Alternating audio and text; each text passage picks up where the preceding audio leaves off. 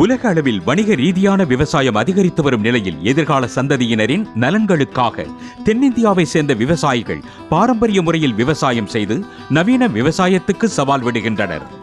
ஆண்கள் ஆதிக்கம் செலுத்தும் விவசாய தொழிலில் கூட்டுப்பண்ணை மூலம் பெண்கள் சாதித்து வருகின்றனர். பெண்கள் இணைப்பு குழு என்ற தன்னார்வ தொண்டு நிறுவனம் தர்மபுரியில் உள்ள விவசாயிகளுடன் இணைந்து கடந்த 20 ஆண்டுகளுக்கு மேலாக பணியாற்றி வருகிறது. எதுக்கு இருக்கிற இடம் உங்கள்தா?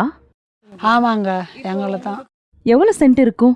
இருக்குங்க, ஒரு ஏக்கரா இருக்கும். இதுல குழுவுக்கு எவ்வளவு போகுது? குழுக்கு 50 சென்ட் கொடுத்துருக்கோம். தனது கிராமத்தைச் சேர்ந்த 3 பெண்களுடன் கூட்டு சேர்ந்து கோபு ஒரு குழுவை உருவாக்கியுள்ளார். விவசாய பணியையும் அதில் கிடைக்கும் லாபத்தையும் இவர்கள் தங்களுக்குள் பகிர்ந்து கொள்கிறார்கள்.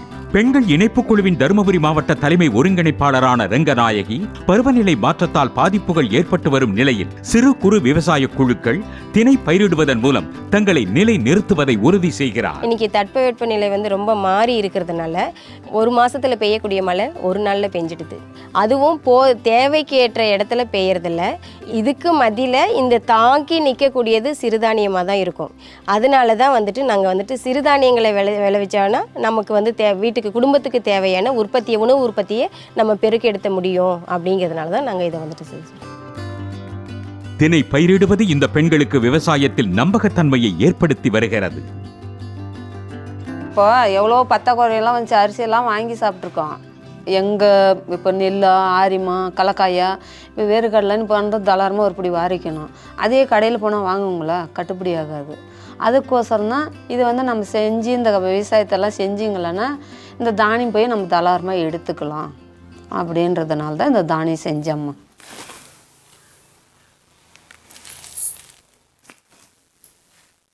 எங்குள்ள பெண்கள் தங்கள் விளைபொருட்களை குறைந்தது 1 வருடமாவது இதுபோன்ற குடோன்களில் சேமித்து வைப்பது வழக்கம்.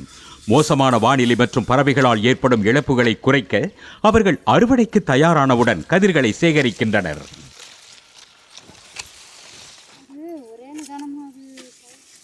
அறுவடை பண்ணிட்டு காய வைக்குவோங்க. காய வச்சு மிஷினில் அடிக்குவோங்க. அது உண்டையாகவே இருக்கும். நம்ம அதை செய்யணும். அது மாவு அரைச்சிக்கிறதா இருந்தால் நம்ம வறுத்து மாவு அரைச்சிக்கலாம். அதை ஊற வச்சு இடித்து கம்பு கூழு போட்டுக்கலாம். அந்த மாதிரி செஞ்சுக்கலாம். நம்ம தருமபுரியில் உள்ள பெண்களைப் போல கேரளாவின் பாலக்காடு பகுதியில் உள்ள பெண்கள் வறுமையை ஒழித்து பெண்களுக்கு அதிகாரம் அளிக்கும் மாநில அரசின் குடும்பஸ்ரீ திட்டத்தின் கீழ் கூட்டாக சேர்ந்து விவசாயம் செய்து வருகின்றனர். ஒவ்வொரு குழுவிலும் குறைந்தபட்சம் 4 முதல் அதிகபட்சமாக 10 உறுப்பினர்கள் வரை உள்ளனர். அவர்கள் விவசாயம் செய்ய நிலத்தை குத்தகைக்கு எடுக்கலாம் அல்லது தங்கள் சொந்த நிலத்தை பயன்படுத்தலாம். காடு இல்லை, தோட்டம் இல்லைனாலும் வேறவங்ககிட்ட தோட்டத்தை குத்தகைக்கு பிடிக்கிறாங்க. பிடிச்சி அதில் செஞ்சால் எங்களுக்கு ஒரு நன்மை. நாங்கள் வேறு பக்கம் வேறவங்களுக்கு வேலைக்கு போக வேண்டாம். நாங்களே சொந்தமாக தொழில் செய்கிறோம். அப்போ அப்படித்தான் இந்த 6 வருஷமாக செஞ்சிட்ருக்குறோம். வங்கிகளிலிருந்து விவசாய கடனை பெற பெண்களுக்கு உதவும் இதுபோன்ற கூட்டு பொறுப்பு குழுக்கள் கேரளாவில் மகத்தான வெற்றியை பெற்றுள்ளன. பண்ணை, வாழ்வாதாரம் மற்றும் கால்நடை பராமரிப்பு நடவடிக்கைகளை கவனிக்கும் வனஜா போன்ற அடிமட்ட தொகுதி ஒருங்கிணைப்பாளர்களின் உதவியுடன் இது செய்யப்படுகிறது. ஒரு நபர் நேரடியா வங்கி அணுகி கடன் வாங்கினோம்னா அவங்க பிணையமா ஏதாவது ஒண்ணு கொடுக்கணும். ஆனா நிலத்தை குத்தகைக்கு எடுத்தா அவங்க எந்த ஆவணங்களையும் சமர்ப்பிக்க வேணாம். வெறும் அக்ரிமெண்ட் நகலையும் வரி ரசீதை மட்டும் கொடுத்தாவே போதும்.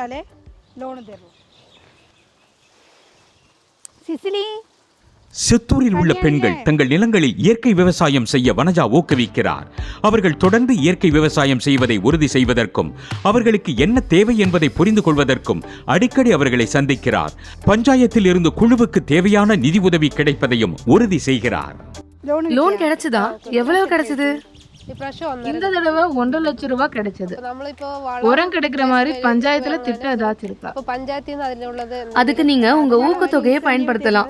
அது மட்டும் இல்லாம நீங்க பயோஃபார்மசி திட்டத்துல சேர்ந்து அதன் மூலமா சொந்தமா நீங்களே ஆர்கானிக் உரமும் தயாரிக்கலாம். அதை நிறைய தயாரிச்சு மற்ற விவசாயிகளுக்கும் கொடுக்கலாம். இந்த தொகுப்பில் நாம் கண்ட 2 விவசாய குழுக்களும் உணவுக்கும் ஆரோக்கியத்துக்கும் உள்ள தொடர்பை புரிந்து கொண்டுள்ளன. கேரளாவில் இயற்கை விவசாய நுட்பங்களை ஏன் கடைபிடிக்க வேண்டும் என்பது விவசாயிகளுக்கு நன்றாக தெரியும். நம்ம ரசாயன உரங்களை பயன்படுத்தும் போது அதனால நமக்கு நிறைய செலவாகும். அது நம்ம ஆரோக்கியத்துக்கும் கெடுதல். இயற்கை உரத்துக்கு செலவு குறைவு, அது நம்ம ஆரோக்கியத்துக்கும் நல்லது. திணையில் நார்ச்சத்து மற்றும் நுண்ணூட்டச்சத்துக்கள் நிறைந்துள்ளன என்பதை தருமபுரி விவசாயிகள் புரிந்து கொண்டுள்ளனர். எனவே தினமும் தங்கள் ஊட்டச்சத்து தேவைகளை பூர்த்தி செய்யும் ஆரோக்கியமான திணை அடிப்படையிலான உணவை இந்த பெண்கள் சமைக்கின்றனர். தருமபுரி மற்றும் பாலக்காடு விவசாயிகளிடமிருந்து நாம் கற்றுக்கொள்ள வேண்டியது, அவர்கள் நிலையான விவசாய முறைகளுக்கு தங்கள் குடும்பத்தில் உள்ள ஆண்களை சார்ந்தில்லை, மாறாக தங்கள் சமூகத்தில் உள்ள மற்ற பெண்களை சார்ந்துள்ளனர். இந்த வருமானத்தை வச்சு இப்போ 5 பேர் இருக்கோம். 5 பேருக்கு தந்தான சாப்பாடு செய்ய முடியாது என்னால். அதுக்கு தான் நம்மளே செஞ்சிங்களான்னா தாராளமாக எல்லாத்துக்கும் செய்யலாம் அப்படின்றதுக்கான முடிவு பண்ணி தான் இதை செஞ்சேன். இதில் சம்பளம் நம்ம எடுக்க முடியாது, லாபத்தை எடுக்க முடியும். நஷ்டம் எது, லாபம் நஷ்டமெல்லாம் நம்மளே தான் பார்த்துக்கணும். இதன் மூலம் ஆணாதிக்கம் செலுத்தும் துறையில் பெண்களும் சொந்தமாக பண்ணையை அமைத்து நிர்வகிக்க முடியும், ஆண்களுக்கு மேலாக சாதிக்க முடியும் என்பதை இவர்கள் உணர்த்தியுள்ளனர். எல்லா விஷயத்தையும் முடிவெடுக்கக்கூடிய திறனில் ஒரு பெண்கள் இருக்கும்போது ஒரு விவசாயத்தை ஏன் ஒரு பெண்ணாக எடுத்து செய்யக்கூடாது? ஆண்கள் என்னைக்குமே ஆண்கள் தான் முக்கியத்துவம்னு கிடையாது. எல்லா வேலையும் பெண்களாலையும் செய்ய முடியும். பெண்களுக்கு சொந்தமா நிலம் இருக்கிறது அப்படிங்கிறது எவ்வளவு முக்கியம் வாய்ந்தது. ஆமாம், இருக்கணும், இருந்தால் தான் நல்லது. இப்போ பொம்பளைங்க பேரில் சொத்து இருந்தால் தான் நம்மளை மதிவாங்க, இல்லைன்னா புள்ள குட்டியும் மதியாது இல்லையா? தமிழகம் மற்றும் கேரளாவை சேர்ந்த இந்த விவசாயிகள் பெண்கள் கூட்டாக எப்படி வெற்றி பெற முடியும் என்பதை காட்டியுள்ளனர். நிலையான விவசாய நடைமுறைகள் மூலம் இந்த பெண்கள் தங்கள் தினசரி உணவு தேவையை பூர்த்தி செய்வதுடன் உலகளாவிய அளவில் பருவநிலை மாற்றத்தால் ஏற்படும் சவால்களையும் வெற்றிகரமாக எதிர்கொள்கின்றனர்.